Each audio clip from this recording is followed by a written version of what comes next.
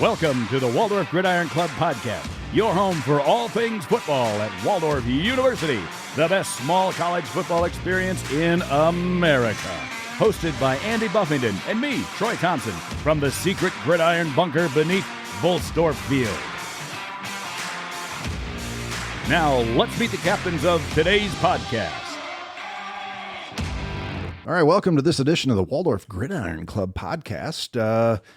We've been thematically, Troy, we've been talking to our coaching staff and getting to know them as people, talking football, X's and O's, Jimmy's and Joe's, philosophy, and a little bit of their life. It's been very interesting, I think. Oh, yeah, for sure. And of course, we did have a couple of players. So, So last week, Liam. And of course, we started off our second season with Tay Buchanan. So. Yeah, and we plan on having a lot more players. You bet. I've been in contact with a few of them, and in full disclosure, we're recording this on Valentine's Day. Yes, and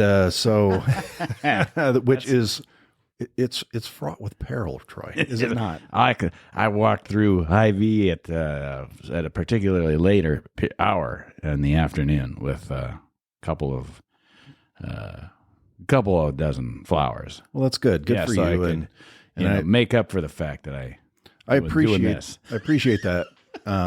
But I had a coworker ask me this morning if I got my wife anything, and I said no. Yeah, and he's like, "Really?" Yeah. I said no. I said it's a fabricated holiday by the greeting card companies based on guilt. Yes. And well, I could be completely off base. I don't know. I'm not a history. Well, actually, I am a history guy. You are. You're not wrong. You're not wrong. Yeah. If there's an opportunity for the greeting card industry to make some money, by golly, they're going to do it, and God bless them for that. But absolutely, capitalism all the way. Yeah, right. Yeah, and I'm cool with that. Yeah. But it's one of those things that let's get into the idea that social media has ruined it for deadbeats like myself. Because, and I really do, and I'll tell you one story here after we get done with this diatribe. But social media, these guys that go out and go over the top for the women that they love or the people that they love, and I think that's wonderful. Yeah. And I think that public profession of that bond between two people is huge. I like PDA. No. Oh, that's not the same thing. Well, I mean, it could be. Yeah, okay. I mean, it's really the eye of the beholder. Right. So, you get this, and then if the person you love is looking at social media and they got nothing like my beautiful bride, then I guess all I can say is sorry. I'm going to try to prove 364 and a quarter other days of the year how special you are to me, and it might be something as simple as taking out the trash every Monday, Troy. There you go. Bringing coffee to my wife every morning. I do that at 6:30.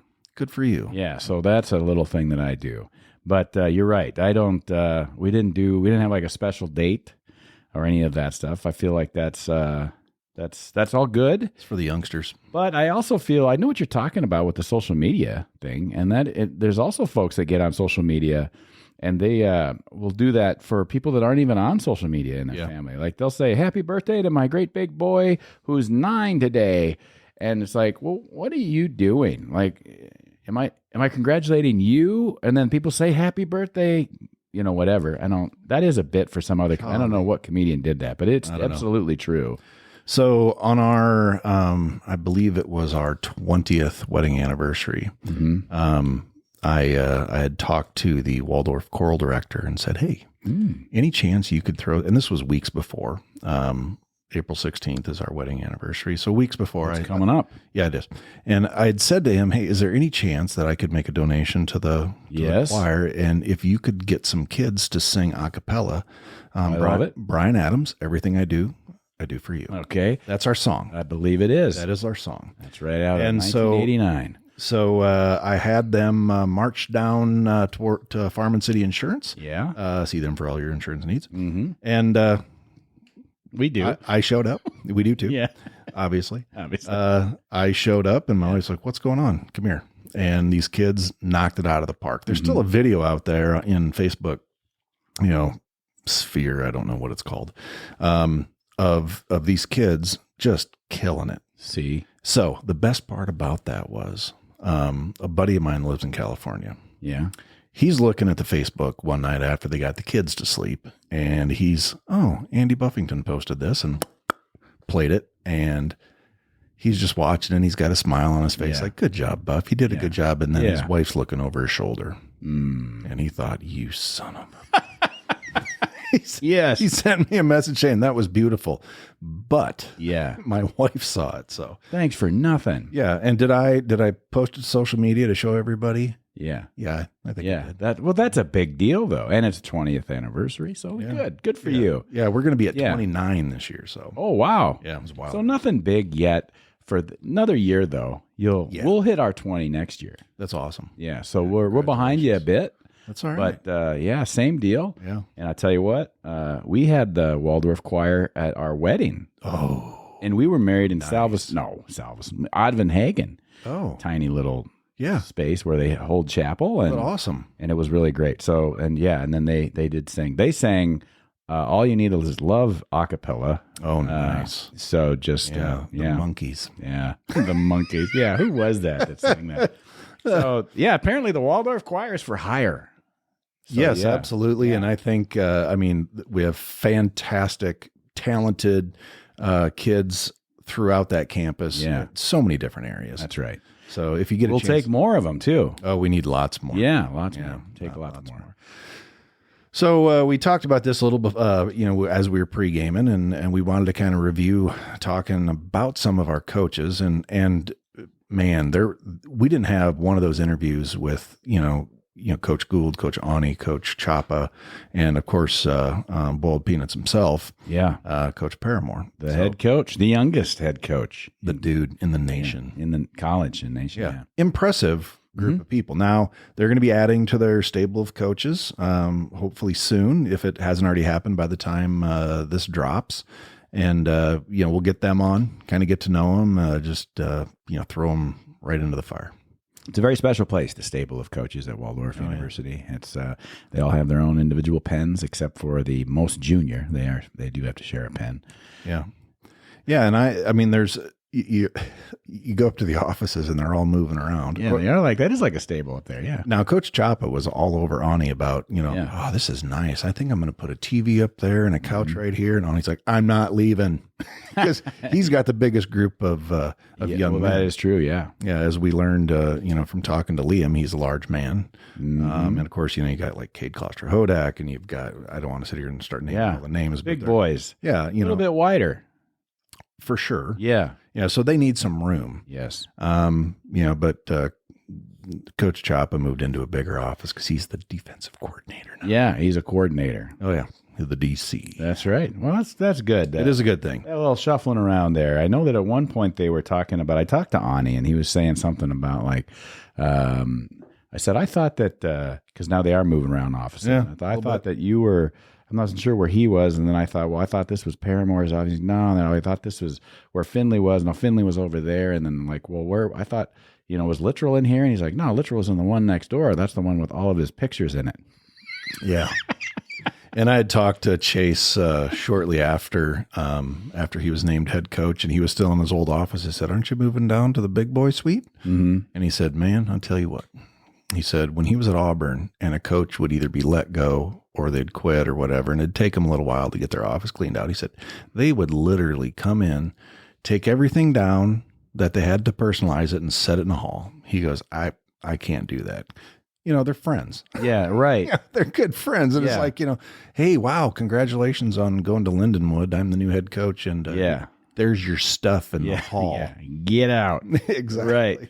Yeah. Well, talking about the wider seats, so to speak, for the bigger boys and the space in the coaching offices, that is a good way to lead and transition to maybe talking about one of the bigger projects that we've mentioned, and that is talking about the locker room. We'll start right there. We're a lot of big projects, and this is kind of what this episode's about.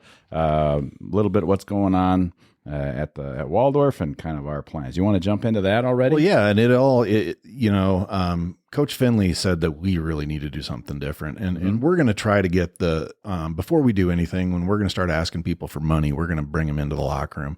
The lockers quite literally are 18 inches wide. Mm-hmm. Now, that's great because, the day that I asked you to come out and take a look and try to let's conceptualize what we could do here. Right. Took some measurements. Right. Sure. But your son Colin was sitting there and he said, what's wrong with him? I said, just lean back into one, Colin. And he leaned back and he had all the room in the world. Right.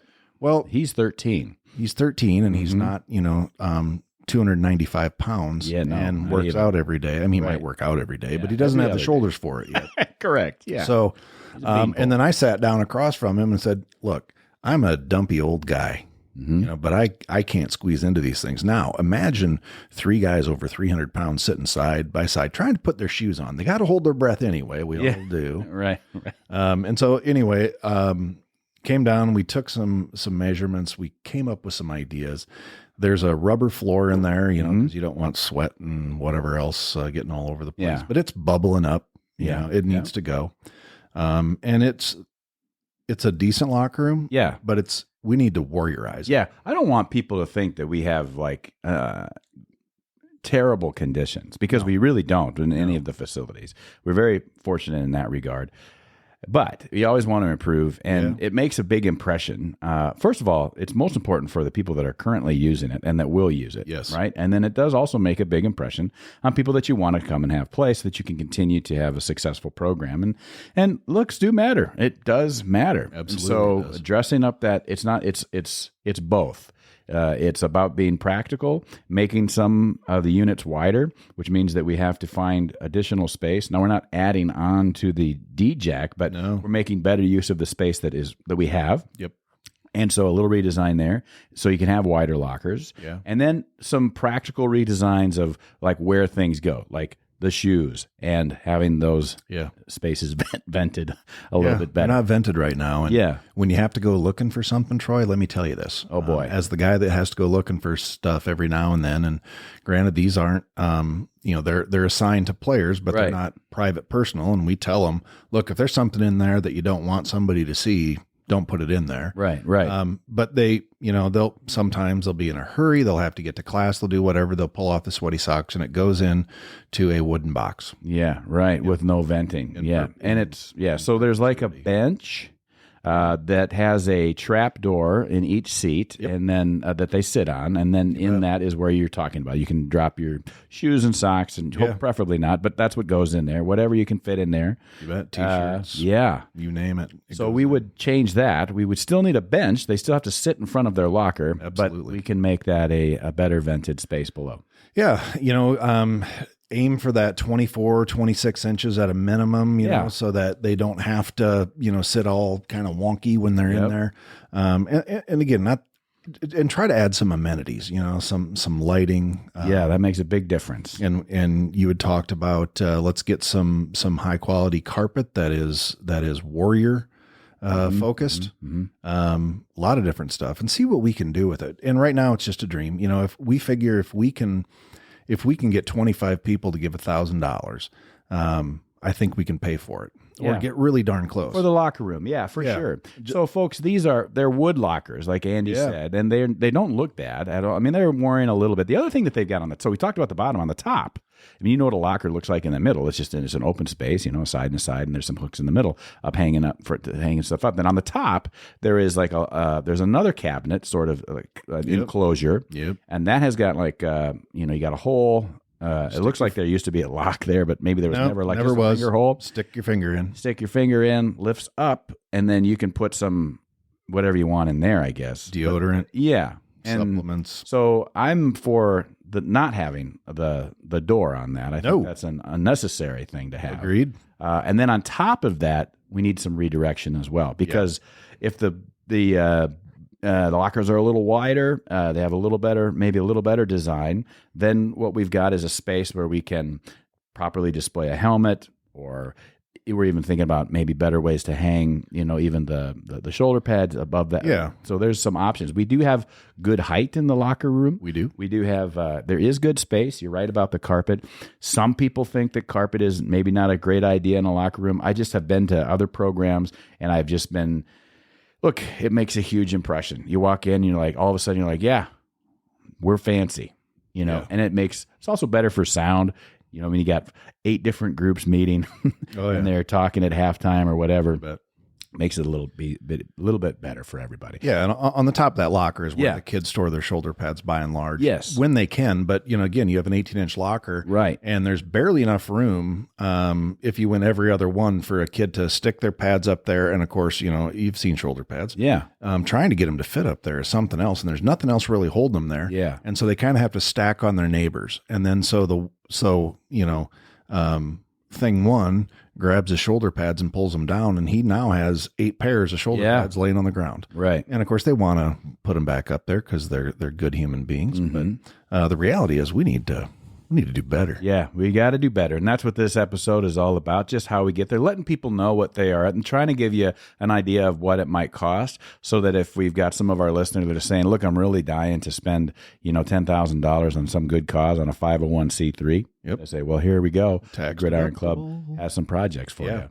Yeah, and we're gonna have lots of things coming up. When just over. I mean, hopefully in the short term, Troy. Yeah. We have a goal that we would really like to raise $100,000 for this program, and that money all goes back to the kids. This isn't something that we take elaborate trips to or anything like that. Gosh darn it, that's right. I know. We pay for that out of our own pocket. Right. But little things. We talked about being able to pay for extra nights for those super long trips that we take. Coach Finley was pretty upfront with me, and I think a lot of people about.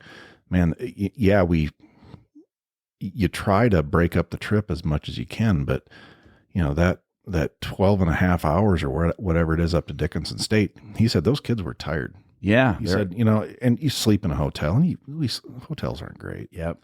So the reality is that we'd like to add some things like that. Yeah, we've mentioned that before in previous episodes, but again, to tie a number to that is like just do the math about if we said we'd love to have an extra night is what you're saying on a road trip. And we're really only talking about for those type of road trips in a season with, 11 games, maybe 10, and now with presentation out the door. I mean, maybe it's 9 or 10 or whatever. I mean, it'll be interesting to see how that shakes out. But still, we're going to have at least 3 trips where we're going pretty far away. Yeah. And if we can even if we could just do 2 of them where we have an extra night, you have to have extra hotel room night, and you have to have extra food, you have to have the extra driver and the buses. So all of that we figured was like $4,000. Yep. That's maybe a little more palatable for an individual to say this, to get that extra night. But we'll get you the details on when those dates are. But that's something that we can do that is truly excellent customer service for our players. For sure.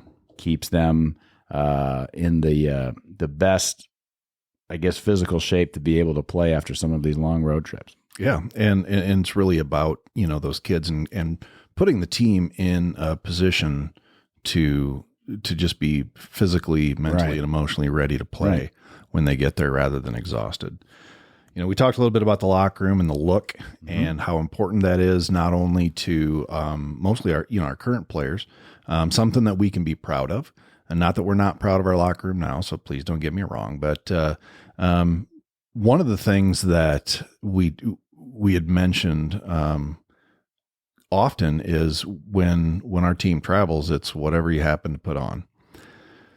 Well, again, we saw, I told you about Simpson College, who we decimated on the football field. But when those kids got off that bus, everybody was wearing the same thing. Yeah. Now, I don't know how much a travel suit's going to cost. And, we have a contract with Nike. So it would have to be that right now. But the reality is that getting that 85 to 95 various sizes so that you can have those 3X guys like Liam, not have to try to squeeze into a medium top and extra large pant, Yeah. So we'll figure something like that out. We'll try to start getting some prices and have something like that. So some donors that are thinking that, hey, it's important that, that we play like a team, that we do everything as a team, but then we look like a team too. Yeah, whether it's the Warrior Walk on our home games or when we're getting off the bus, heading into an opposing team's locker room as we're visiting. Things like that are important. It's important to that mental emotional thing for those kids.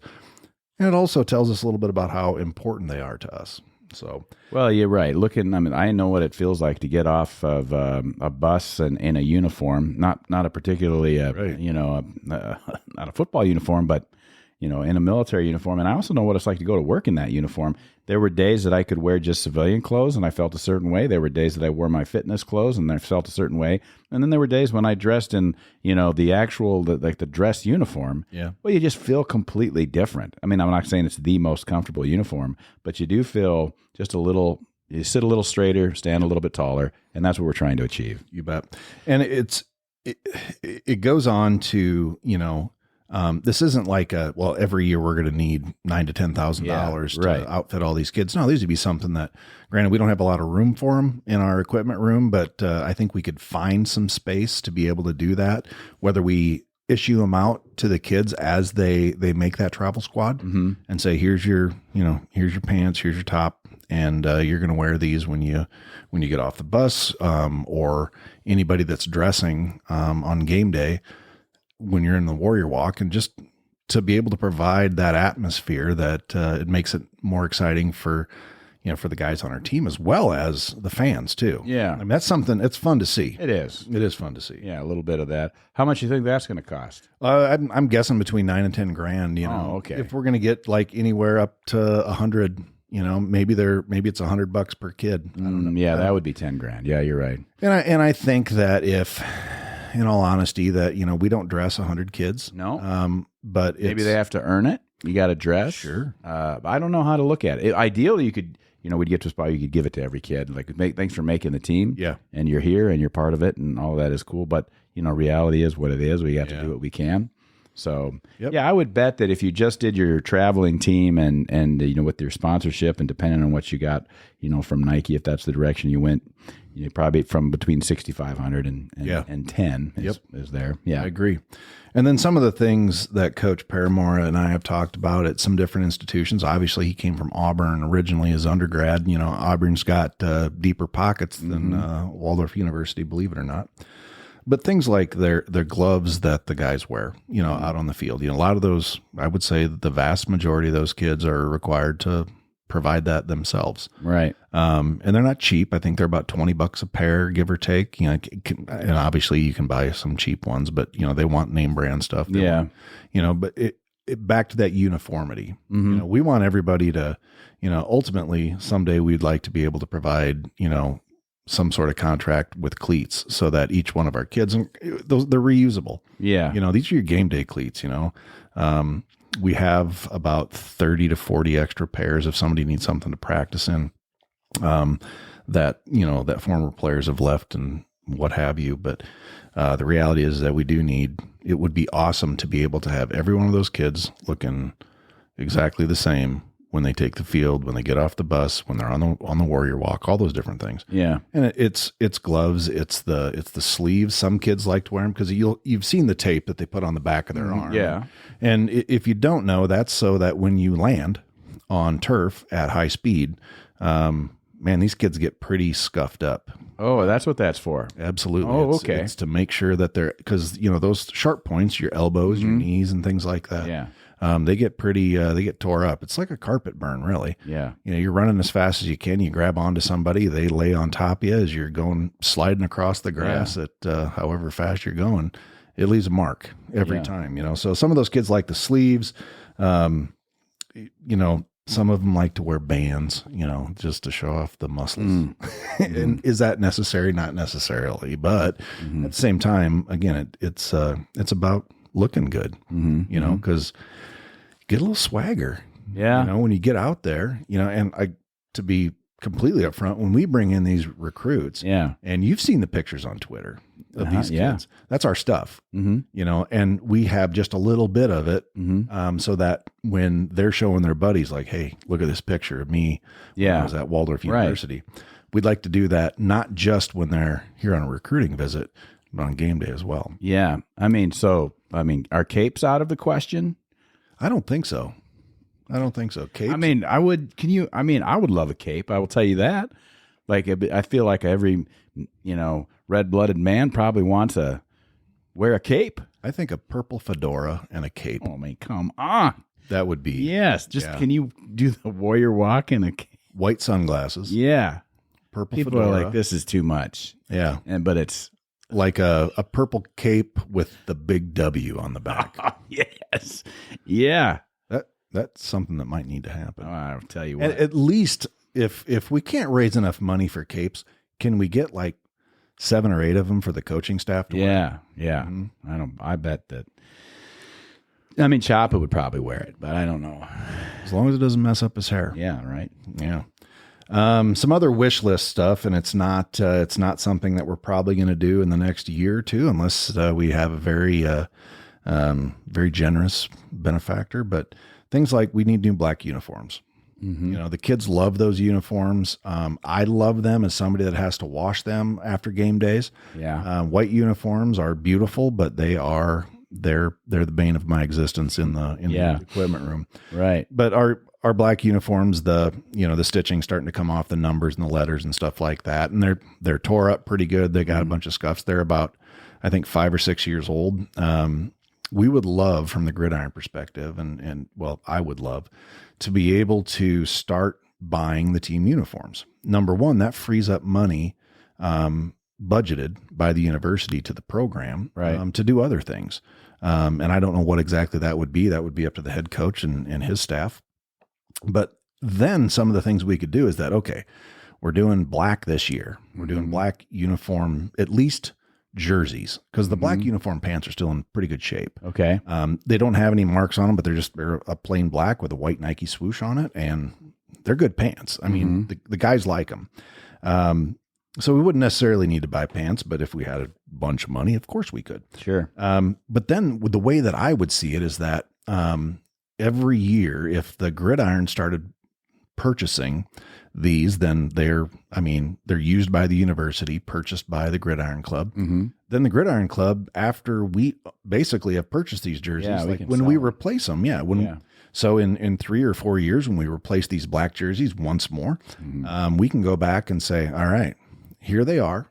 Here's the GridIron, whether it's a website or on our Facebook page or something like that. Say, hey, it's $75 for a game worn jersey that your kid wore, or that your favorite player wore, right, or a number you wore in high school. Yeah, ideally we'd want to be at being able to do an auction every year. Yeah, with a retiring jersey, not retired jerseys, but if we're getting rid of old jerseys, that would be a great rotation, because then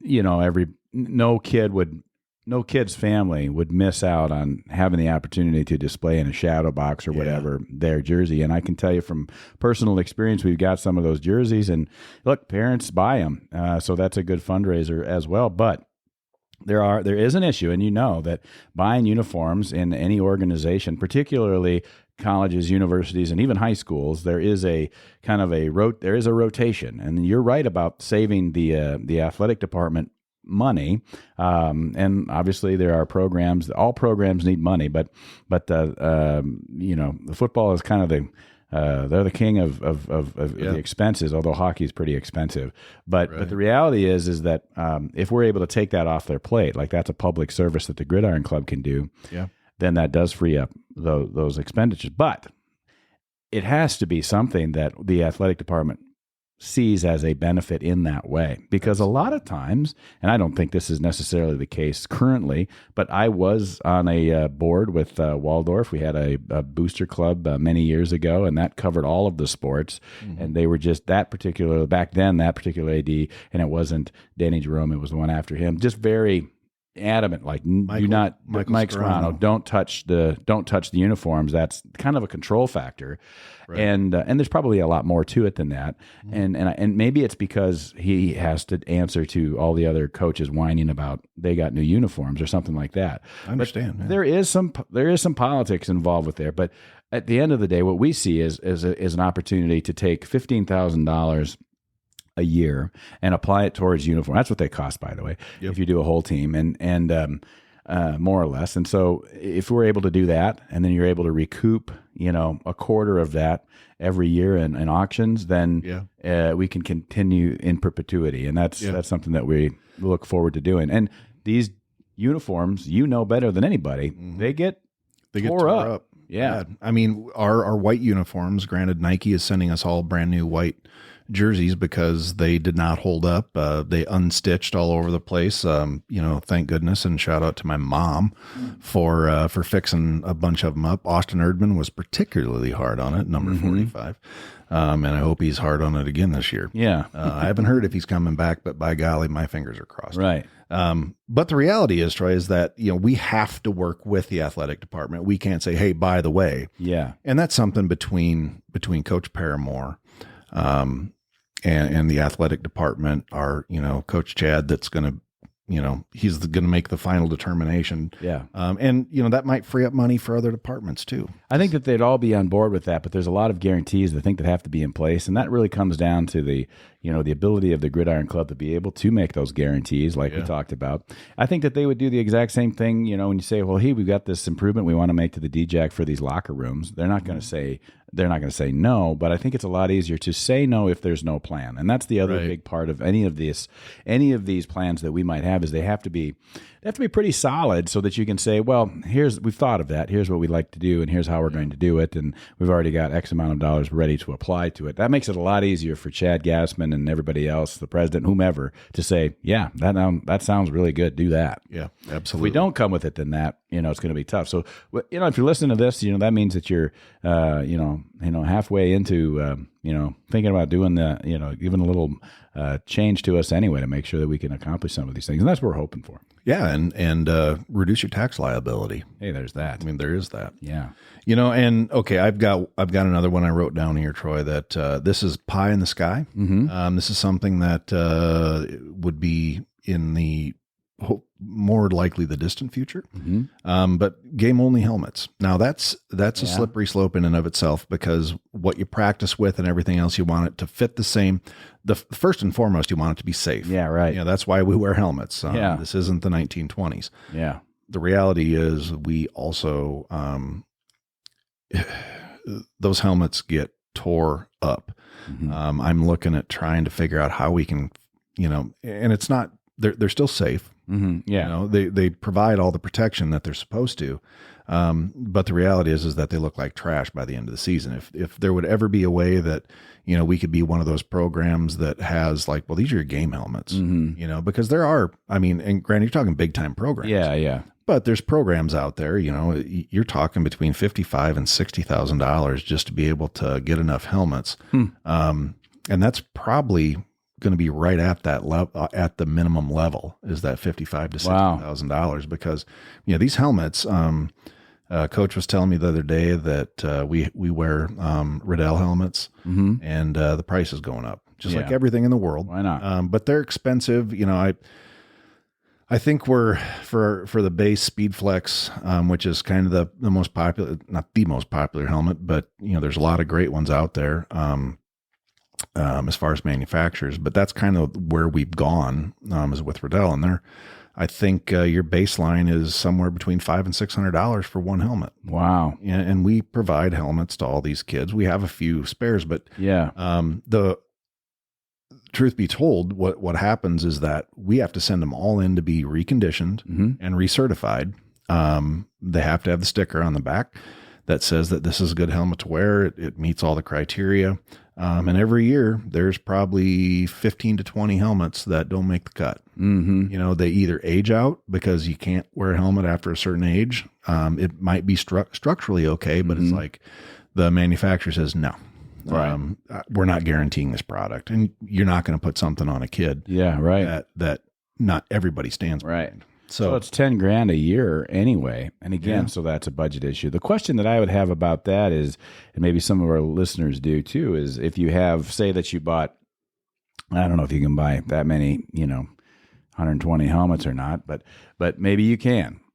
So now you've got two sets of helmets, and so then do they last longer? I assume that they do last a little. The game helmets should last quite a while longer. They would look better, but they would. But they still have to be recertified every year, and I assume so there's a cost to that as well. Mm-hmm. So all those things have to be considered. That again, that's something distant future. Sure. We hope that we have more money we know what to do with. Yeah. We're going to get out there. We're gonna look at some corporate levels.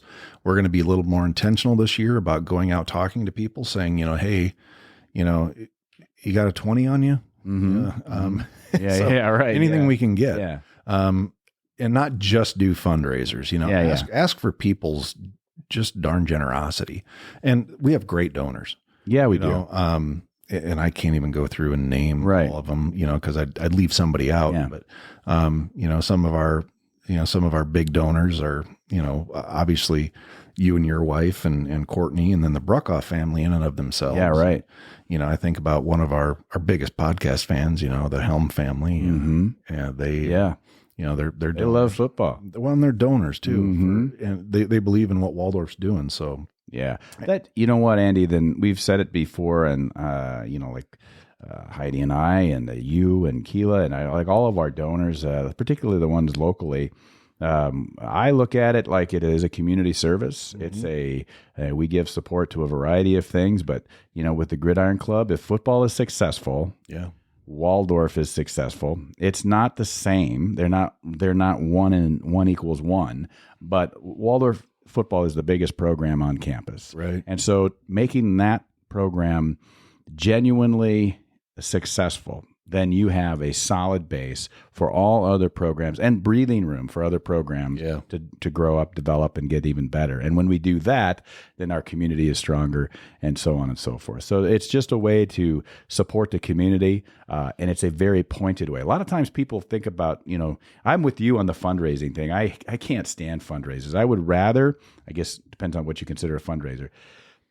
Instead of buying cookies, I would rather give the money and have it be specifically for something else. And that's kind of what we're doing right now. Yeah. And it's kind of like when you're walking out of Hy-Vee and somebody's got a little table right there. They're selling baked goods. And it's one of those things. I don't want your brownies, but here's a $10 bill. Here's a $20 bill. I don't want to take anything. Yeah, I don't.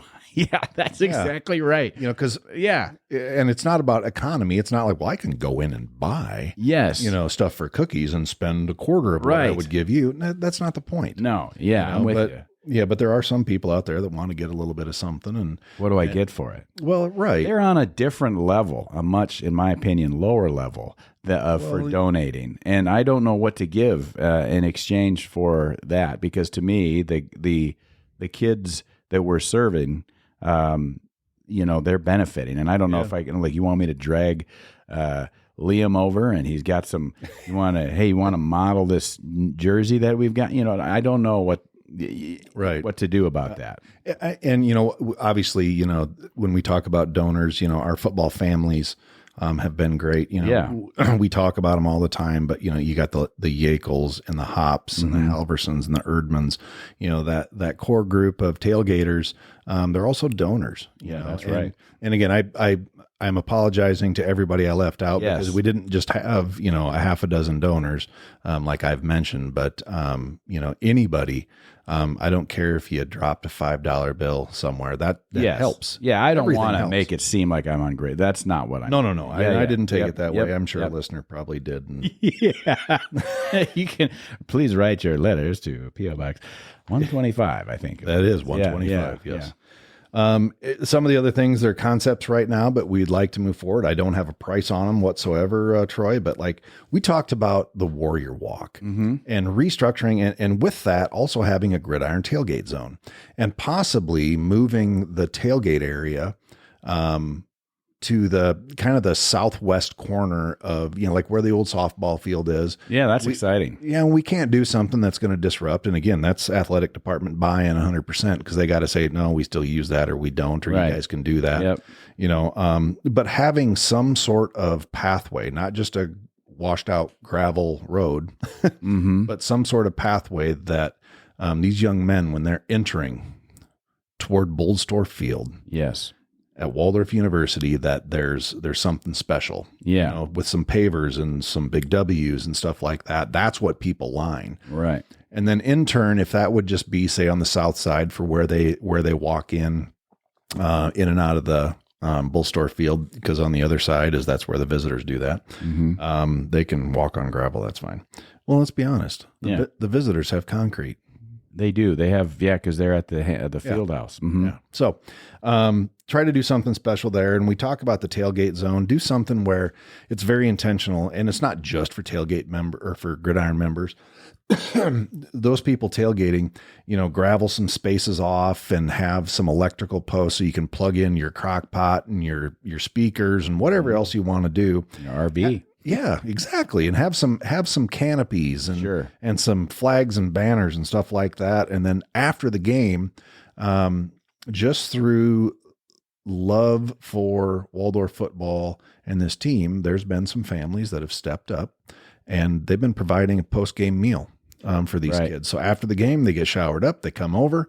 So we need to raise some money because, to ask other families, and maybe we should probably have been doing it all along with that core group that I'd mentioned earlier, making sure that they're able, and not that they, no, they would never say boo, right? As far as like, well, that really kind of is crappy. But if that would incentivize somebody, like, look, you just really need to prepare it.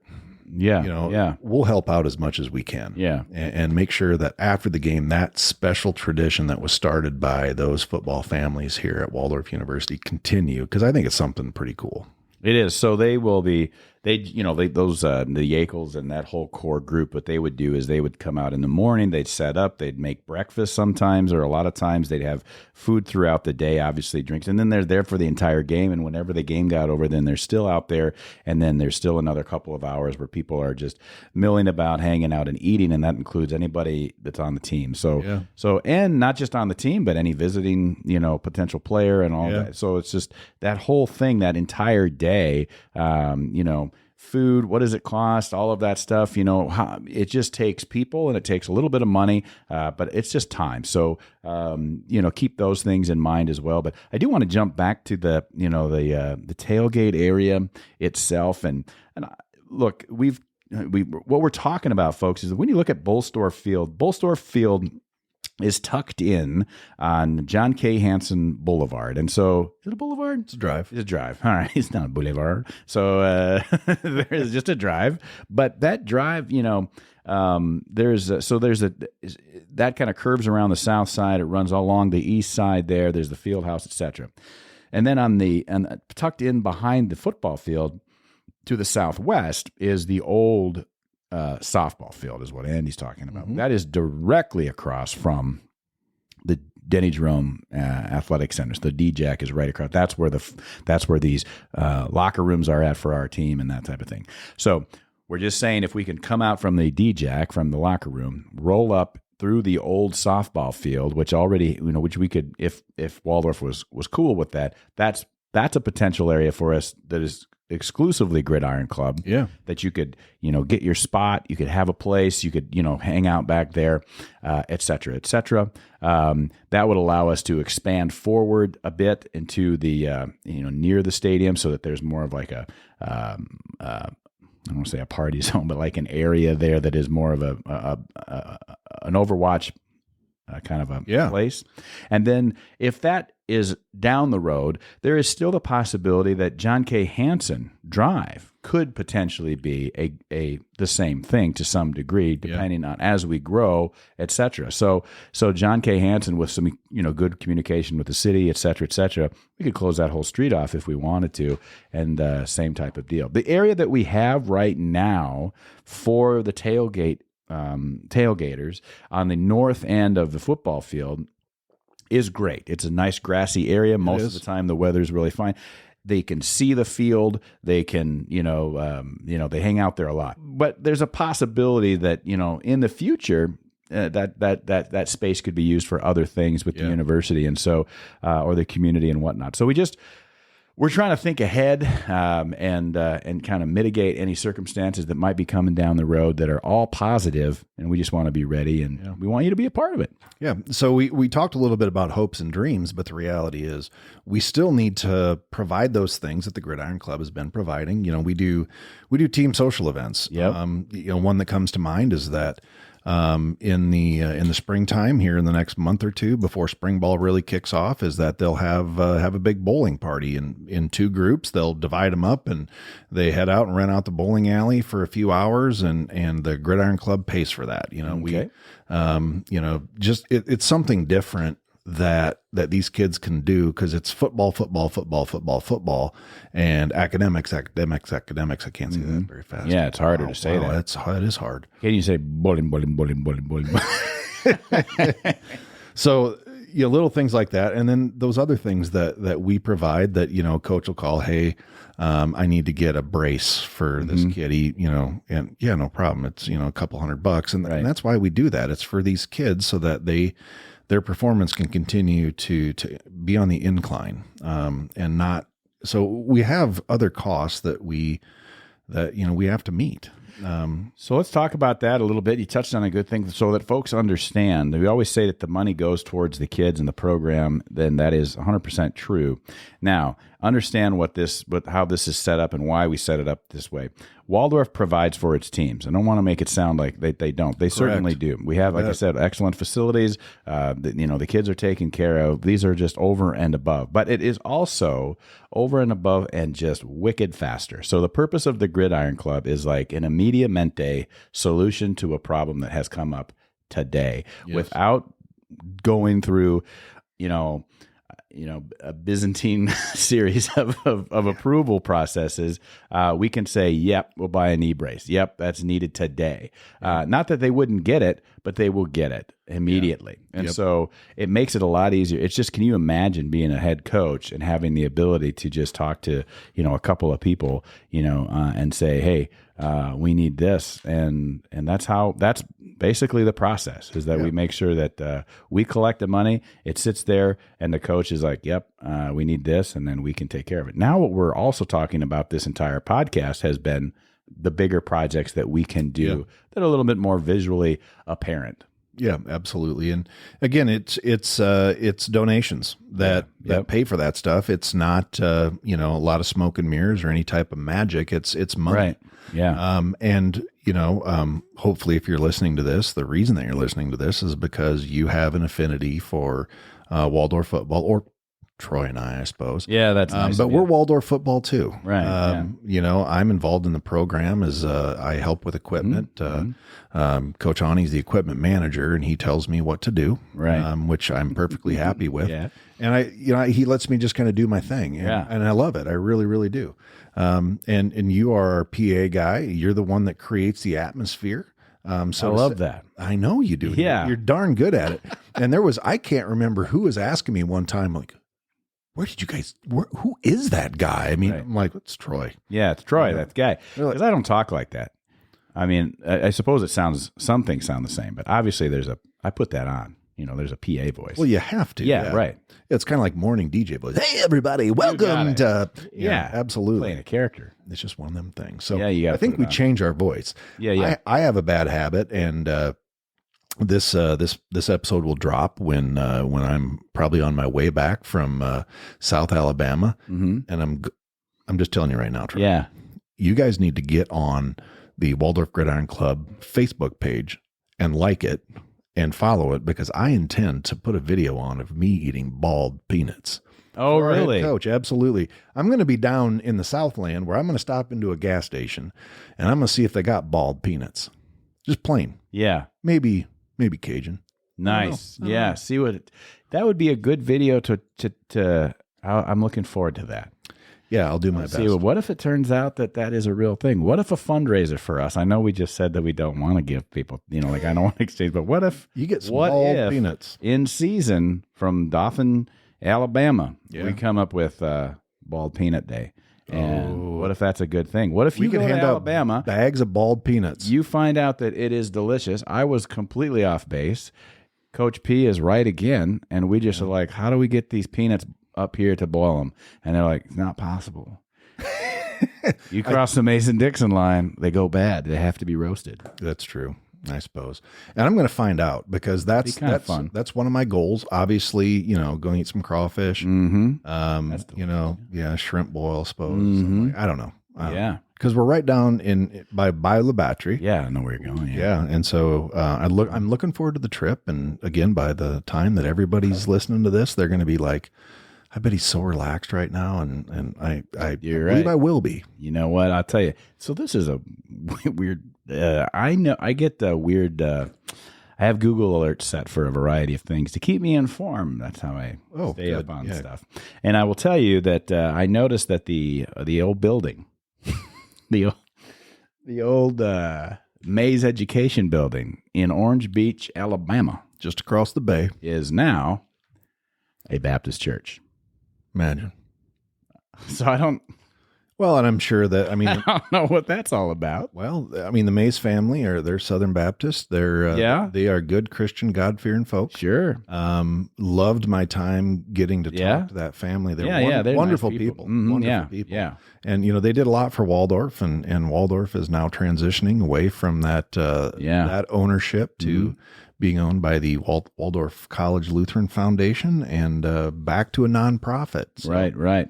Yeah, I just thought it was interesting. It's like not the it's the old. I read the local paper. The actual. God darn it, I can't think of what the name. You'll see it when you're down there though. When they have that. I'm probably not going across the bay. Nah, but it's kind of the regional paper. Yeah. Okay. You know? Yeah, it's like the Picayune Times type, something like that. Yeah, I think that's from Nolans. Mm-hmm, yeah, where the Saints are at. Yeah. I'm gonna have to take my Saints t-shirt. I got a Tyrann Mathieu, that number 32 for the Saints. He left. He went from Kansas City down, and he of course he's a stud, and he's kind of one of the Honey Badger. He's one of my favorites, and we talked about the Honey Badger before. I think so. Yeah. So anyway, Waldorf is transitioning, and we're excited about that. And again, between the athletic department and the GridIron Club, we're not going to do anything independently. And so, if Chad's listening to this, going, "What are they doing?" No, trust me, we're going to get all sorts of blessings. We'll run it up a flagpole. Yes, because this isn't something that we are going to do and then hope Waldorf likes it. We're going to say, Waldorf, do you like this? And would you allow us to pay for it? Beep, beep, like as I'm backing the bulldozer up. Do you like this? Do you like this? Well, we already unloaded the truck, so no, we won't do that. Mm-hmm. Yeah, so we're gonna go ahead and call this an episode. It's a little less than an hour, Troy, and I think that's fine. Yeah, perfect. And so the nuts and bolts, what we talked about today is, folks, we're coming for your money, and that's a good thing. We wouldn't ask you. We didn't believe in you. And it's very true. The IRS that should be their slogan. Yeah. We wouldn't ask you if you didn't. We think you could pay it. I feel like that's not true. Yeah. So we're going to try to structure some corporate stuff. So if you're a business owner, we might be dropping something off and having a chat with you, saying, this isn't about us. Mm-hmm. This is about these kids and giving them the best small college football experience in America. That's right. That's what this stuff helps. And I would love to say I do it anyway from the booth. And you talk about we do have sponsors that are out there. Those are primarily the athletic department general sponsors or whatnot. But look, it's me on the microphone, so I will. Say that we recognize people in the gridiron. We do our gridiron game with the yard line and do all of that. So I would love to announce our corporate sponsors. I'd love to give credit to them. I've got the microphone, so having that opportunity to recognize people in the community, it's not just about the kids in that case for advertising. It's just the folks that are there at the game. And look, there's a lot of people at Warrior Games because we're a winning program. And one little caveat there. The last couple games, I ran out of checks, Troy. And you're going to bring that up now? Yeah, I'm going to say that. So for those folks, we owe you money, and you're going to be getting it because. And I'm going to be cutting checks. Granted, I'm going on vacation, so here in the next few weeks, I'm going to be reaching out, getting you guys that stuff. And my apologies, for having the delay. You were gracious enough to donate to our cause, Yeah. we're going to be good enough to hold up our end of the bargain. That's a good fundraiser. That is a fun one. If you don't know what we're talking about, it's the where the yard, the cash prize where the ball lies. Yeah, we stole it from the local the booster club over at the high school. That's a good fundraiser for them. Do the same thing for the Warriors. Wherever that ball happens to be laying at the end of each quarter of every home game, somebody's winning $50, and so you really can't complain about that. Well, they thought they were. Yeah, except for the last, those guys. So my apologies. Yeah. Checks in the mail. Yeah. I guess that's best I can say. I mean, it's not in the mail yet, but maybe it is. Well, that's true. Well, that is find true. out. Absolutely. All right. So that's going to end it for this edition of the Waldorf GridIron podcast. And the theme was dig deep, folks. Dig deep, get into that checkbook and cut us a check to the Waldorf GridIron Club. And a little tickler is that once the board approves it, which is Troy and I and Courtney, I'm going to see if we can open a Venmo. And so if somebody wants to give, they can give via Venmo. So that's coming up. Stay tuned. Get onto our Facebook page, like it, look for our Twitter. Eventually, we'll have all the social media platforms with the exception of TikTok. So that's communist. Yes. All right. For Troy Thompson, this is Andy Buffington. Thanks for listening to this episode of the Waldorf GridIron Club podcast. And forever and always, go Warriors.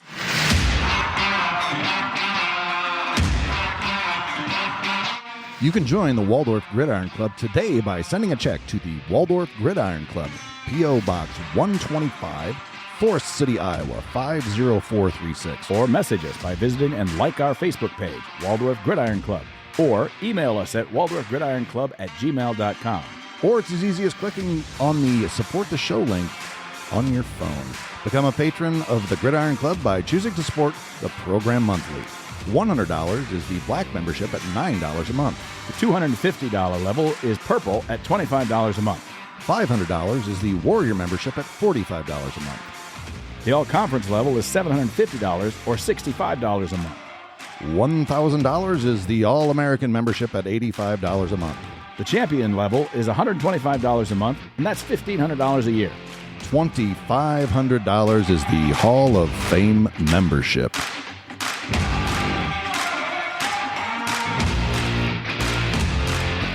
The Waldorf GridIron Club podcast is hosted by Andy Buffington and me, Troy Thompson. Produced by Sunnyside Farmstead Studios in beautiful rural Forest City, Iowa. The music is by Christian Leo. The Waldorf GridIron Club is a non-profit 501c3 organization dedicated to football student-athletes of Waldorf University. Our mission is to assist the program in maintaining the best small college football experience in America.